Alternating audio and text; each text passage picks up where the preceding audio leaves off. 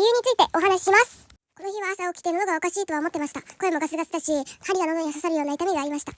喉がおかしいから学校休もうか迷ったんですが、喉の痛みだけだったので、とりあえず学校行きました。鳥も学校に着いて準備して準備してました。みんな学級閉鎖って騒いでて、私はまあまあとは心で思ってました。で、学級閉鎖っていう知らせが本当に入ってきて、で、この顔、で、学級閉鎖って、帰宅して、そう、友達と通話しながらゲームしてたんですよ。そう。で、出たくすぎるんだけど、で、なんか暑いなと思って触ったの。で、暑いの。で、熱上がったの。37度6分で、はってなって無事インフルでした。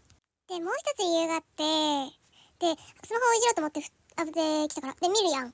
そう、見るやん。そう、見るんだよ。みたいな。